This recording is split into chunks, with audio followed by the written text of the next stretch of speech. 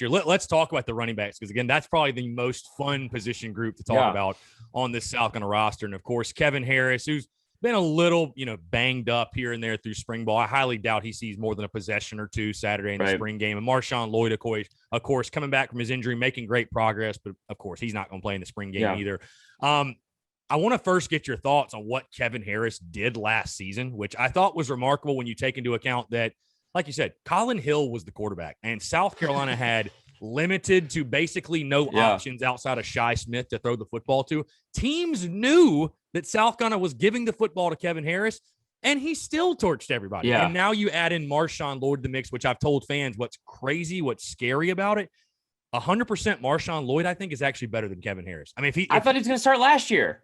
And I think he would have if he wouldn't have gotten injured. I'm like, if he is the guy that we all heard about, if he's as good as he was advertised, he's going to be the starting running back. And I think it's going to be a 1A, 1B combination either way. But what were your thoughts on Kevin Harris this season last year and then the outlook of the Gamecocks running back position coming into this season? Because again, with that two-headed monster of Lloyd and Harris, and I know people love to talk about Tank Bigsby, and Gamecock fans get so upset when people say Tank Bigsby's the best running back in all of college football. And people are like, oh, have you forgotten about Kevin Harris and also MarShawn Lloyd, which he hasn't played. But those two guys, that two-headed monster, I think could be one of the best duos in the SEC, if not college football. Just your thoughts on the running back position in Columbia.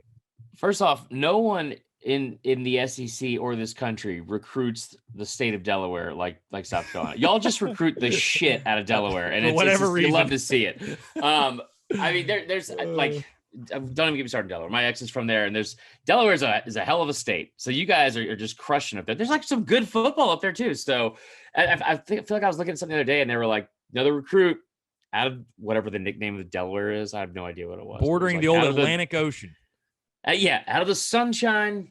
I don't know. It's not sunshine tape. You know what I'm saying? Anyway. What is Delaware known for outside of monstrous running backs? I don't know. Drinking, I think that's about it. Fair enough. No, so I think like what happened with Kevin Harris last year, and this happened like all over college football. I remember saying this like several times, like once we get in like November and December, where there were so many seasons that were happening and nobody was giving him enough credit. Like everyone was so hell-bent on like getting to the finish line, and like, we didn't take time to stop and smell the roses at all.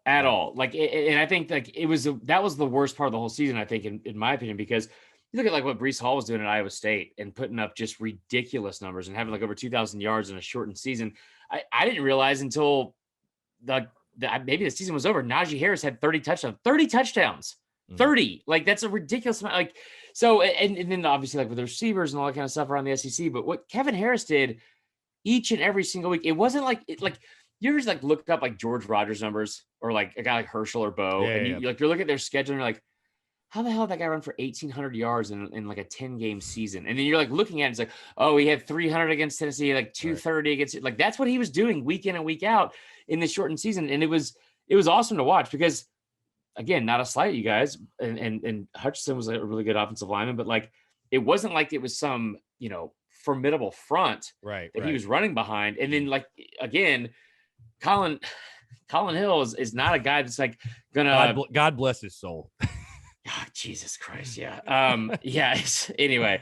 But like, I mean, he reminds me of that catcher from Major League. Like, that's the kind of knee problems this guy is going to have at the age of 23.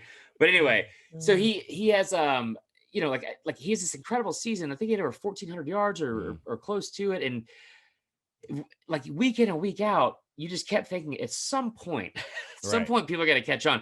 I don't think he made first team All SEC at the end of the year, which was horseshit. Like, And even going into this year, we still are just hell-bent on getting Tank Bigsby in there.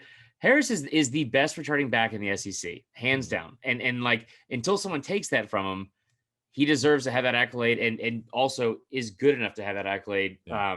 But if you can get MarShawn Lloyd healthy, and also get Luke Doty on the edges of a defense and be like, I'm not talking about running the option or anything like that, but I mean, like, if you can start spreading teams out, like, that'll really take the pressure off of a young quarterback for one, and also take the pressure off that offensive line. And I know Beamer's been complaining about this like throughout the season or throughout the spring, and not being able to get like big play, explosive plays downfield. That kind of stuff. That's where you start getting broken plays, and that's where you start getting like a defense on their heels. And that's one thing that they really struggled with last year because as impressive as it was with Kevin Harris, outside of that, like you said, it wasn't like, and it wasn't like Shi Smith was taking the top off of defense. Yeah. You know what I mean? Like he was just going up making freak catches. It seemed like somebody was always draped all over him. So that's something I think with another back in that system, and also a mobile quarterback that isn't a geriatric, just with a great beard, I think that'll help a lot.